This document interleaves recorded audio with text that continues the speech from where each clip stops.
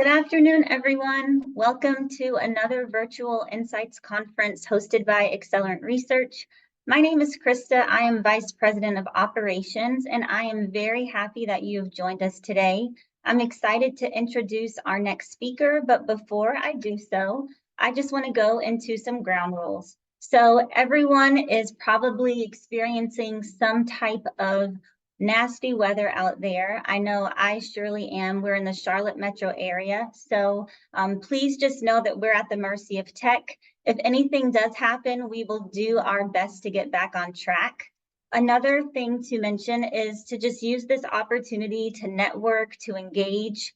We will host questions at the end of Brandon's session. You can submit those in the chat on YouTube or through the question and answer feature in your Zoom platform.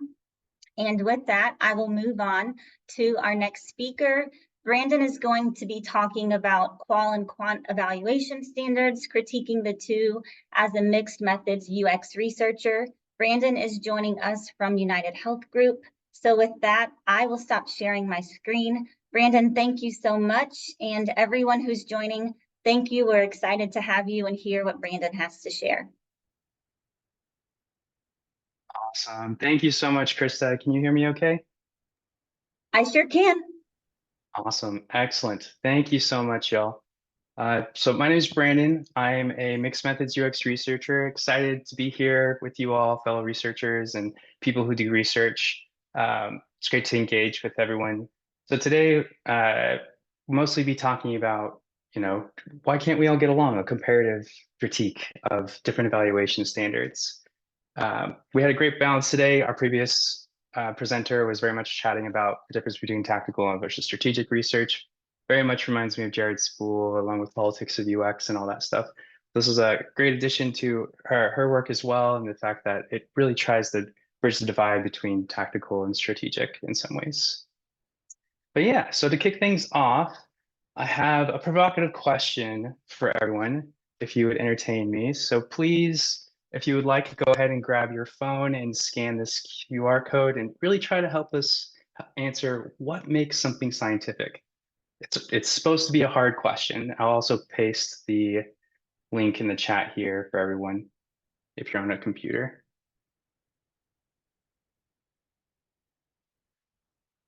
I'll give everyone just a few minutes there just to see if they can log in, and we'll see some live results.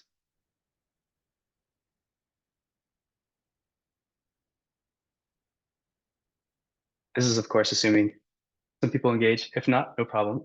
I'll just give it a couple minutes.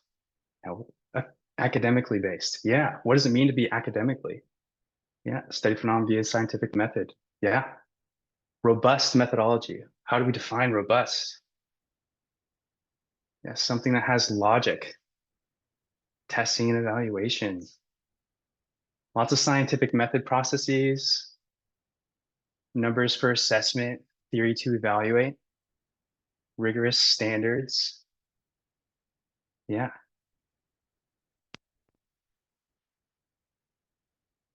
Something that starts with a theory that can be tested with multiple inputs or outputs to prove or disprove.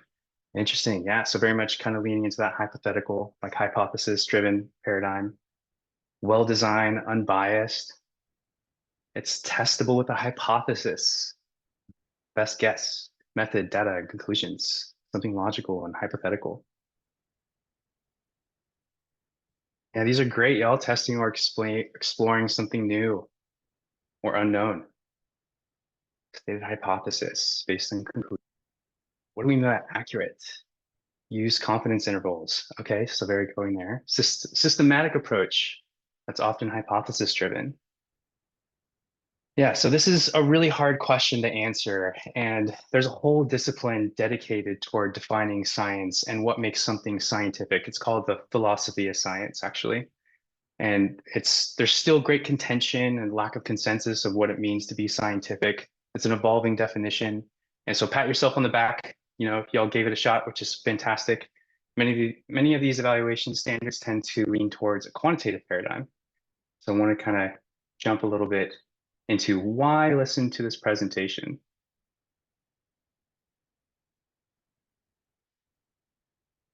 So main reason for this presentation is about resurfacing evaluation standards applied to qualitative research specifically to ensure it remains a quote unquote rigorous scientific approach.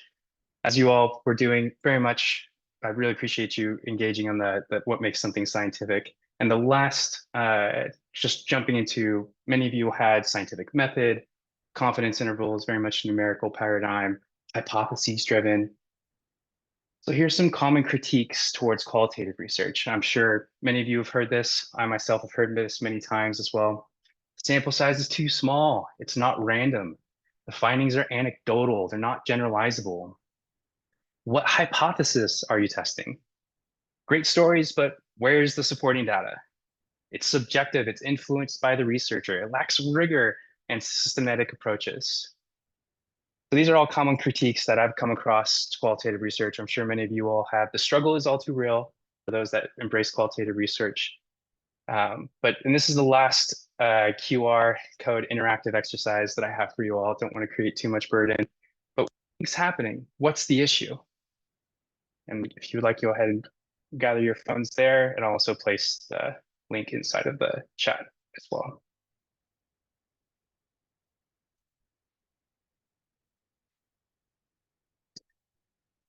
Just give everyone a few seconds, then I'll slam over to the results.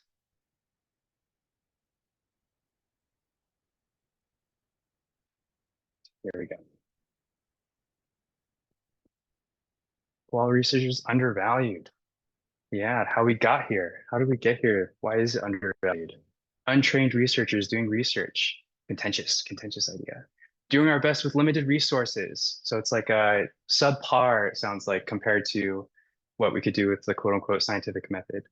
No quant guys involved. Defensive stakeholders. It's definitely hard. Lack of trust in current qual methods. Yeah, well, let's define trust. What does it mean to be trustworthy in qual methods? COVID impacted how qual research is conducted. Definitely. And there's some evaluation standards that we can get into that kind of yield a little bit of signal there. So I appreciate y'all entertaining me for going into those interactive approaches. It's all great. So to the presentation. So what I speculate is that the issue really lies in applying evaluation standards that are rooted within different philosophical paradigms. They very much value or vary according to different philosophical paradigm frameworks. But why, as a researcher, is this important? Well, it's our responsibility in my eyes to know how to implement and critique research to be quote unquote rigorous, to inform decision making, reducing uncertainty and managing risks.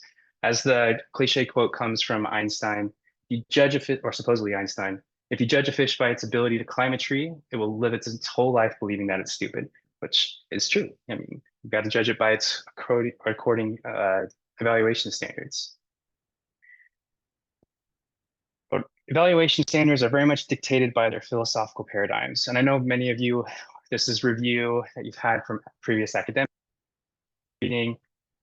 This is just an overview of the philosophical paradigms. I'll briefly go through ontology, epistemology, the frameworks, and most of the time will be, for the presentation, will be on evaluation standards. So jumping into ontologies. So what is ontology? This is quite heady, philosophical, so bear with me, y'all. But it's about the nature of being. That answers questions.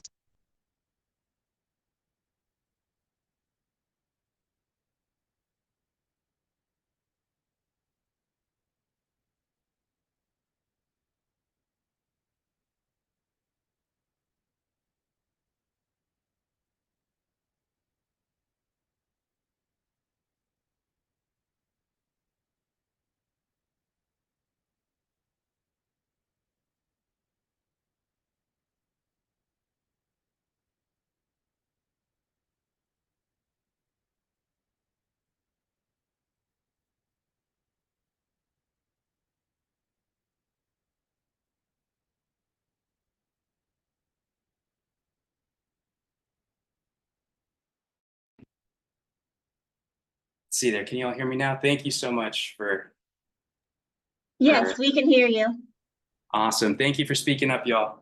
All right, so quickly identifying ontology. Ontology is really about understanding the nature of what's being, answers questions like, to what degree do things exist independent of human perception? The old adage, for instance, is like, if a tree falls in the woods, do you hear, or does it make sound? Of course, we know the answer now, and so forth. So this is not an exhaustive list of different ontologies. This is very much a simplification, just to contrast the two between quant and qual. In quant, it's very much about realism, which is one reality exists, the subjective world, so to speak.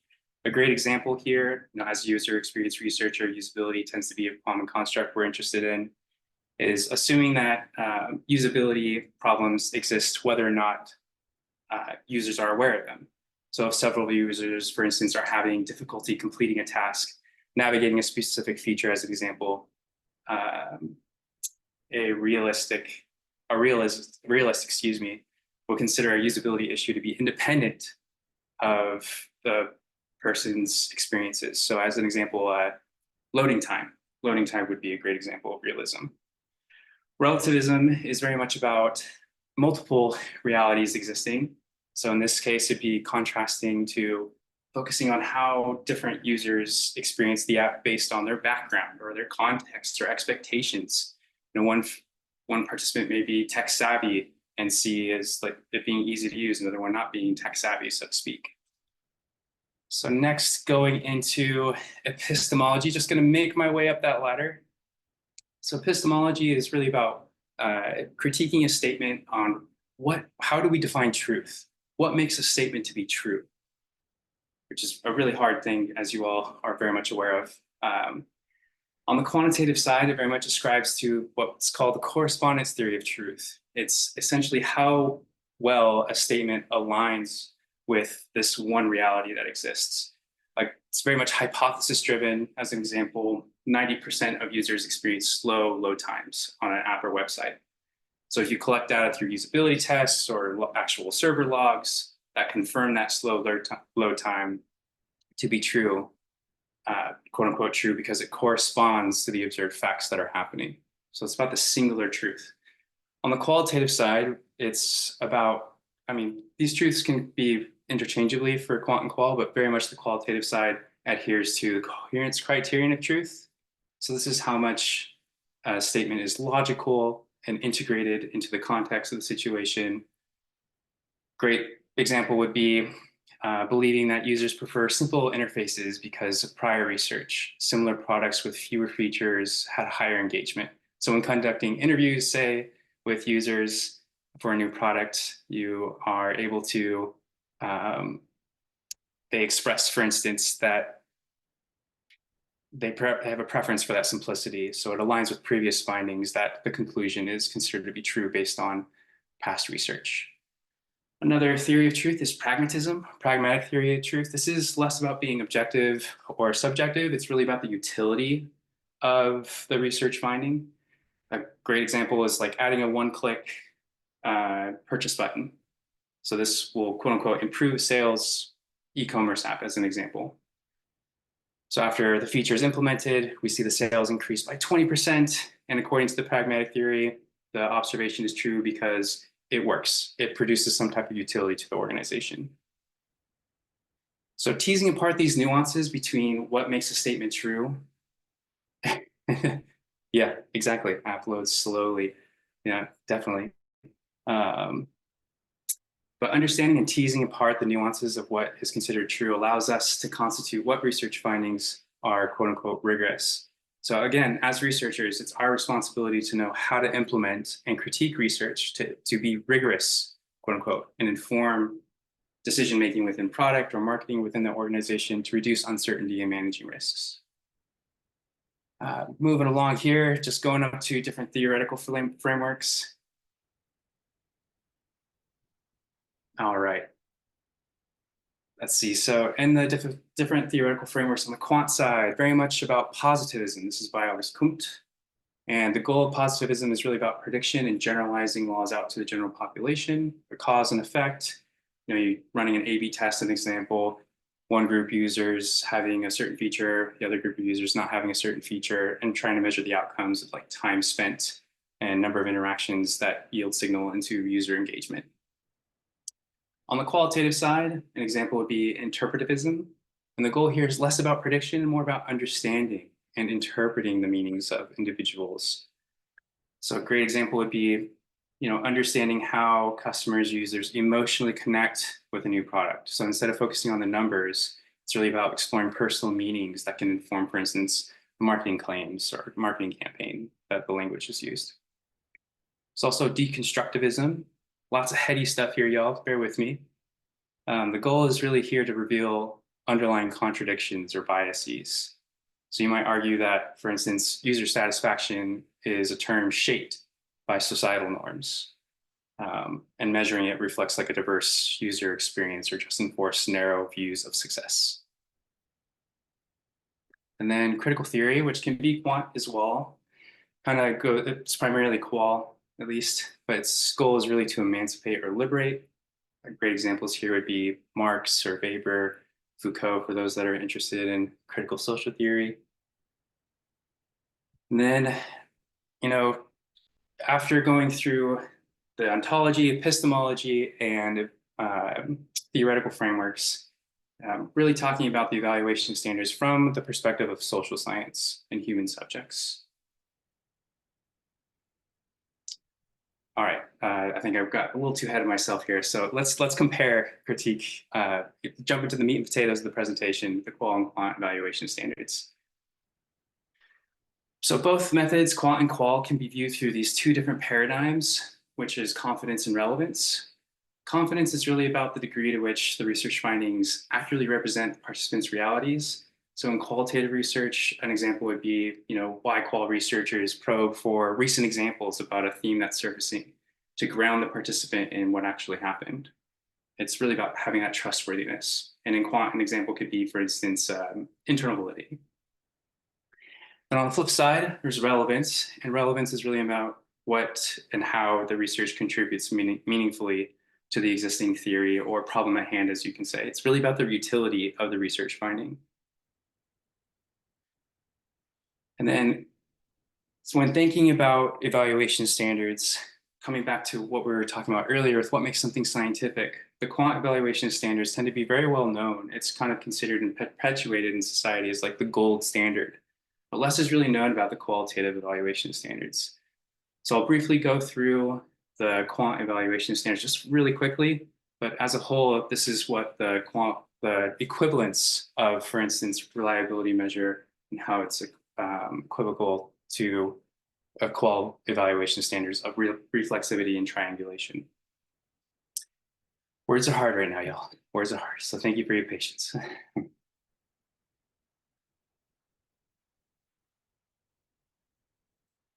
All right, thank you. Recovering from a cough, so I think I'm having a dry throat, so to speak.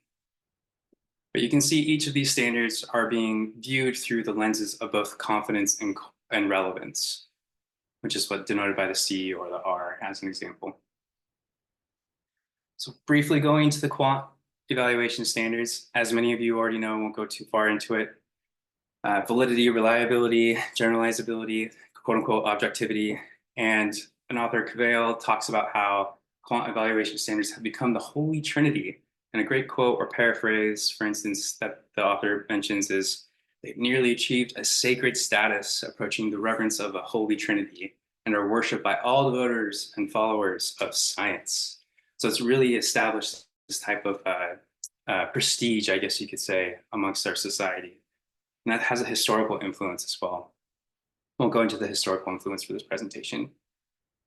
But jumping into the qual evaluation standards. So the qual component also has an equivalent to what was considered the Holy Trinity.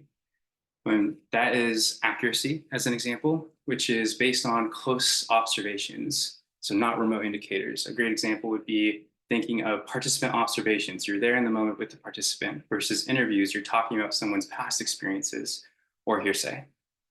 So it's really how close you are to the phenomenon that's happening as it's happening, and you can start gathering that information reliably, quote unquote.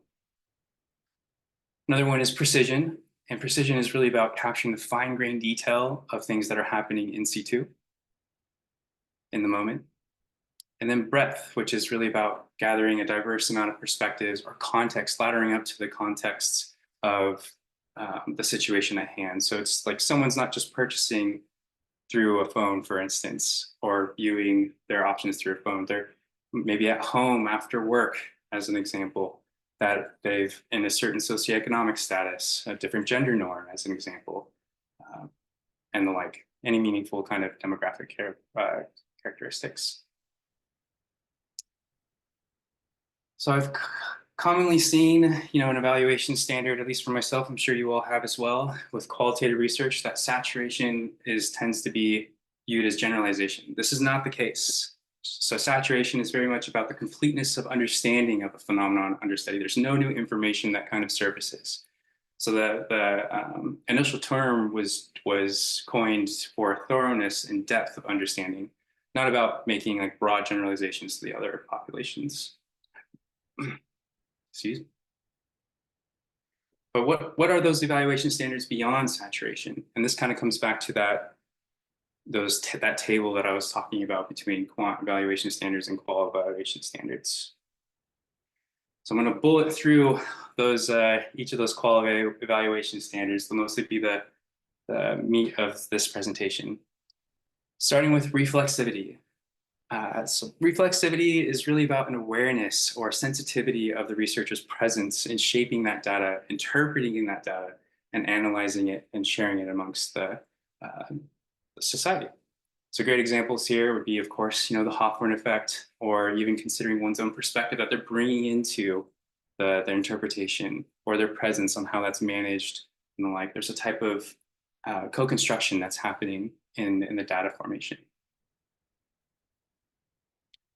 Another one is triangulation. This goes beyond data sources and methods, but also different perspectives and observers. Observers meaning a peer, a fellow UX researcher, as an example, looking at the data that I'm having and the processes in which it's laddering up to the themes I'm arising. There's many different kinds of triangulation, especially in qualitative research. Data triangulation, investigator triangulation, theory triangulation, and methodological triangulation. A big point of triangulation is searching for contradicting data, and this helps bring out the complexity and nuances of the phenomena that's under study. And I made sure to have all the resources here for you all if you're interested in learning more. So I know this is a very brief touch of the iceberg, so to speak. Going to the next one, corpus destruction. So corpus is really about having that set of data. Think of a data set in quant, excuse me. This is analogous to that in qualitative research. So you're building a structured, ideally a very diverse, comprehensive set of data, different perspectives and representations to kind of, to eventually start having that process of interpretation. So here, a corpus really aims to represent the complexity of the research topic. A great example would be, a collection of medical texts, research articles, transcripts, clinical notes, and used to help understand terminology or language used within a certain phenomenon. Just drilling it out for you all. So thick descriptions. Thick descriptions is really about both describing the phenomena under study when you're watching the participant as an example or talking with them, but also simultaneously interpreting those social interactions within their specific context. Is the person purchasing on their way home from work on a public transit? Are they at home? Are they with friends? And the like, really just trying to understand not only their thoughts and feelings and relationships, but also the context, the rich interpretations of how these things are coming about and interacting with each other. And doing so really helps bridge, helps our stakeholders when communicating things that really have thick descriptions, and help in UX research. It's very much about bridging the divide between the product team and the users, developing empathy and helping guide informed decisions. So it's really about helping our stakeholders, and as an example, really sit with those findings and have that type of empathy. Ideally, it'd be actionable, so actionable insights that are empathetic in nature, if it's qualitative. Next one is local surprises. So local surprises is a concept that's defined by unexpected findings. So things that kind of challenge common held beliefs within your organization is a great example, or even theoretical expectations that you have, especially if you are coming from a certain academic framework like psychology, sociology, what have you. You can ladder that interpretation up to a theory and understand, for instance, how it's contradicting that theory or what have you. Trying to have that complexity of the nature. So it's really about diversity of phenomenon.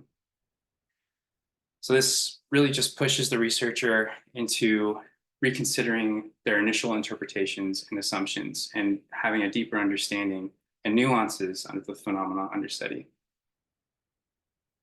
Bear with me, y'all. I know I'm just going with drilling it all down with the evaluation criteria for qualitative research.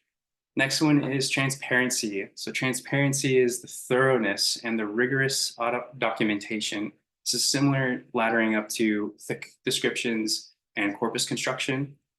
But in this way, it's having all of that, not the corpus, the processes, the interpretation, all of that stuff being documented, and also disclosing that information to your peers as an example for challenge, and making sure you're also surfacing any things that were unexpected that happen or any challenges that you experienced and so forth. Really just trying to promote the integrity and trust of research. Going into the next one here, communication validation. It's really broken down into two concepts called peer debriefing and member checking. So peer debriefing is similar to what I was talking about earlier, in that I'm having a colleague, for instance, come in and take an audit of the corpus, the processes, and the themes that are coming in, making sure that it's honest and makes that coherence criterion of truth making logical sense. And then member checking, a common one now, is engaging participants in the validation of research findings. So you bring them, of course, without any jargon, synthesis of your research findings, along with the data that happens, of course, depending on what you're willing to disclose to that participant, and have them give feedback, for instance. This does not mean, however, that the researcher's role is like reproducing the participant's view of themselves. It's not regurgitating their information. The researcher's role is still very much about translating that information and understanding its meaning, for instance, to the organization, making it actionable. The last one here is transferability. This is similar to generalization you can think of in quant, but in this regard, it's not about generalization. It's about understanding the research findings on how it may or may not be applicable to a certain context. So it's really up to another researcher, for instance, to decide and inspect whether or not, for instance, these findings may be relevant to their context and the like. So it's providing contextual details for other people, other researchers, your stakeholders, really emphasizing the importance of context, how findings may be relevant in different settings. So gone through all those evaluation standards for qual. I appreciate your patience in going through them. Again, the reason why I think it's important is because as researchers, it's our responsibility to know how to implement and critique research to be quote unquote rigorous, to inform decision-making, ultimately reducing uncertainty and managing risks appropriately. And a solution here is very much, in my eyes, unifying that approach through mixed methods UXR. I'm sure many of us here are familiar with mixed methods. The reason why is because pragmatism, especially in industry, the utility of research really calls for a mixed methods research, or quote unquote, the uber science, as my partner likes to call it. This is not an exhaustive list of mixed methods paradigms. This is just a few that's quite common. One being convergent parallel design, doing quant and qual, or quant and qual separately, then coming together, interpreting that data and sharing out. Explanatory sequential design, which is very much about doing quant work. So say, for instance, do experiments or surveys about the willingness to pay or perceived usefulness of a certain feature that you're hoping to launch. And then from those research, from that quantitative research, it informs the objectives for the qualitative research. Why do people choose that certain feature? What's their hesitancy for paying? And why is that happening? Which really understands and brings complexity and strengthens the data. And then, of course, exploratory sequential design. which is where we do qualitative research first. As an example, participant observations or ethnographies.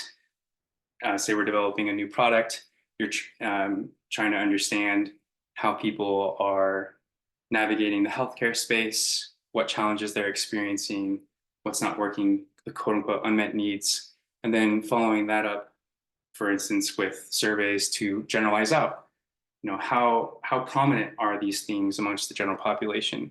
Because in industry, we very much tends to value quote unquote market level problems, not just small use cases, as an example.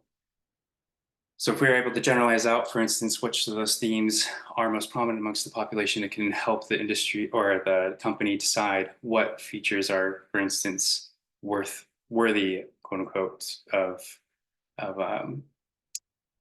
tackling.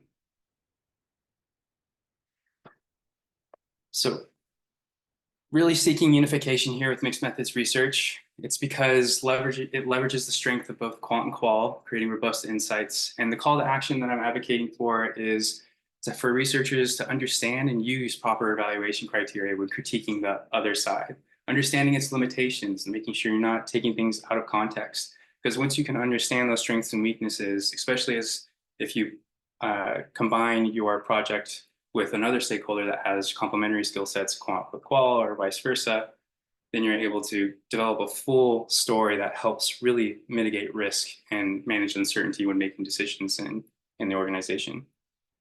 Or you could upskill yourself if you're interested in learning about the other paradigm and the like.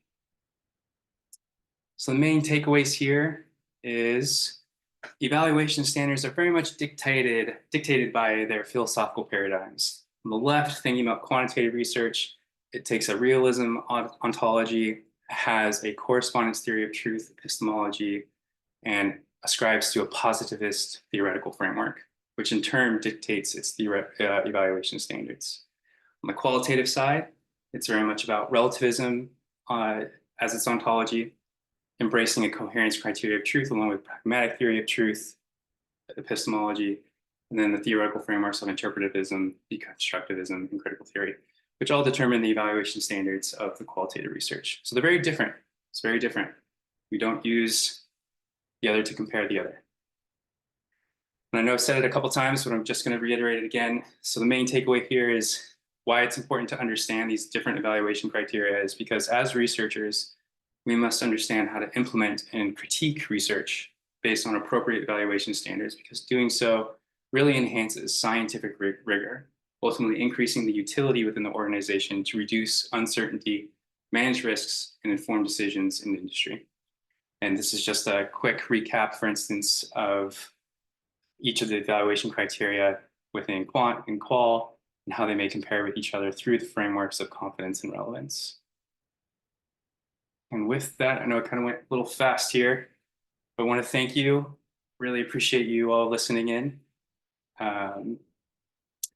And yeah, if you would like, I would love to have everyone's, if you're open to it, have some feedback, a survey.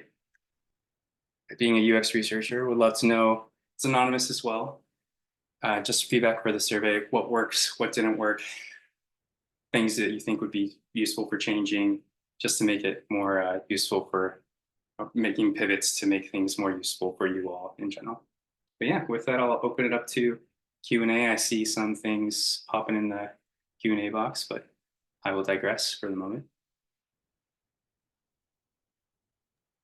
Thanks so much, Brandon. We do have a few comments in the box and also a question. One question was, it seems like common sense. Why is mixed methods research not popular in marketing research? That's a great question. I can only speculate because I'm in user experience research. My colleagues over in market research, I'm sure will have some really great insights there as well. From my perspective, I think it's a historical influence. The scientific revolution, for instance, very much embraced and dictated, for instance, that what was considered scientific to embrace a positivist paradigm, which is not what qualitative research ascribes to be. And even in market research, we tend to be more valuable, or it tends to value market level problems. So problems that exist amongst a population. not really interested in, for instance, 10 people. It's really, unless it's about, for instance, changing, marketing campaigns or ascribes to a qualitative framework and the like. In my opinion, I think it's very much has a historical influence and its utility within capitalism. Because the more people that you're able to understand, for instance, of a certain problem, or more people experience theme A versus theme B, you have that knowledge, then it tends to involve more transactions, more money, keeping the business alive when things really comes down to it. I hope that's making some sense. And feel free to reach out to me on LinkedIn as well. I'm more than happy to tussle it out with everyone if that's helpful. Thanks, Brandon. Another question is there any common criteria for establishing when saturation has been reached in qual research? Yes. Say that one more time. I'm so sorry, making sure I understand that question. Yep. Is there any common criteria for establishing when saturation has been reached in qual research? Yeah, there's different processes, different standards that I'm personally aware of. It's the common theme is it's very much idiosyncratic and up to the researcher to define when things have gotten enough. Really big importance is having a code book as an example, but it's not just viewed in isolation of each other. I think that's really important. So you don't just take saturation out and say, this is what not to say you're doing this whatsoever, but the reason why I say it is because with saturation, thinking of transparency and bringing in your peer, for instance, and seeing if they agree with you. Does it make sense that we are reaching saturation? That kind of practice will really help define the rigor and trustworthiness of that data. Yes, there are frameworks. I'm familiar with them. I think I have one cited inside of this presentation, but most of them are on my personal computer, and I can add that to the presentation or reach out to me through LinkedIn. I'm more than happy to provide some information there. I have a question, and my question is, what are some of your best practices for working in those local surprises when you're shifting into analysis and reporting? Yeah, best practices for identifying local surprises. Yes, and how you work them into analysis and reporting. I'm assuming that you'll have to somewhat pivot a little bit and rework maybe some initial findings that you prioritized. How do you go through that? What's your mindset and your approach? Yeah, absolutely. So in qualitative research, unlike quantitative research, quantitative research tends to be very linear. Even the papers tend to be very linear, hypothesis, methods, results, etc. Follows each other. In qualitative research, it's very an iterative design.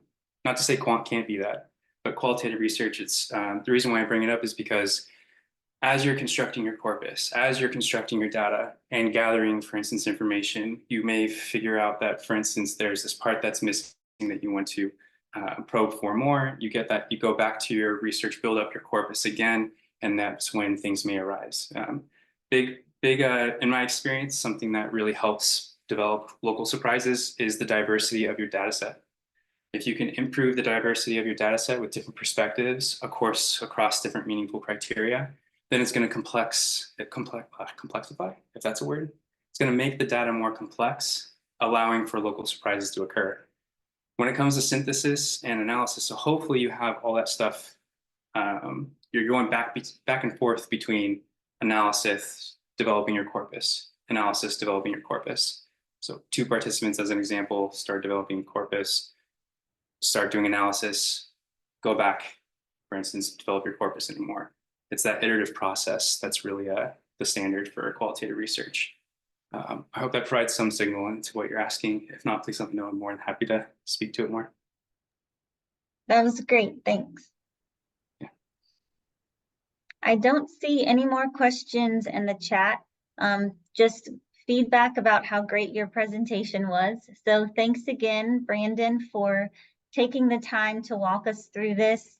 I'll turn my camera on as well, so I'm not speaking to a screen and not everyone, but again, thank you all of the participants, everyone who joined. This video session is recorded, so it will be available for you to view. For those who want to share, also, if you have colleagues or friends who aren't able to join us live, just know this is recorded. You will be able to access everything that was presented today, including what Brandon had to share with us. So with that, thank you again, Brandon. You did a wonderful job, a great topic, very interesting with some awesome examples. And to all of you who were with us live, thanks for your time. Feel free to take the extra time that you can to look Brandon up on LinkedIn and reach out to him, reach out to us at Accelerant as well. Thanks again and stay safe out there. Awesome, thank you. Would it be okay, Krista? I see Sherry, I think Sherry mentioned a little thing in the question. Is it okay to address it? Yeah, so there's a question that's, there are some standards for implied saturation that are used in industry that are largely revolved around numbers of participants, such as 5 plus or minus 2 for usability testing. Yeah, so I had a recent conversation with Jeff Soro and Lewis, who are from Measuring You, and very much worked with Jacob Nielsen, the original author of the study for the 5 usability tests, or 5 people for usability tests when operating iteratively. It's very much, it's not about generalization. So if, for instance, 5 people experienced, I'm not so sure that's what you're meaning here, but I'm just kind of speaking to the point. But for instance, 4 out of 5 people experience problem A versus 2 out of 5 people experience problem B. It's not an indicator of generalization. It's an indicator, like you said, of saturation. Think of it as like a rock, for instance. You want to make sure that there's a there, that the rock is it exists, or whether it doesn't exist. We don't know whether or not that rock is big or small. Generalizability. It's very much about understanding which of those problems occur. Even if you are familiar with Quantifying User Experience, that book by Jeff Soro and Lewis, they talk about the binomial probability formula, which is where the recommendation for 5 people in usability testing is recommended.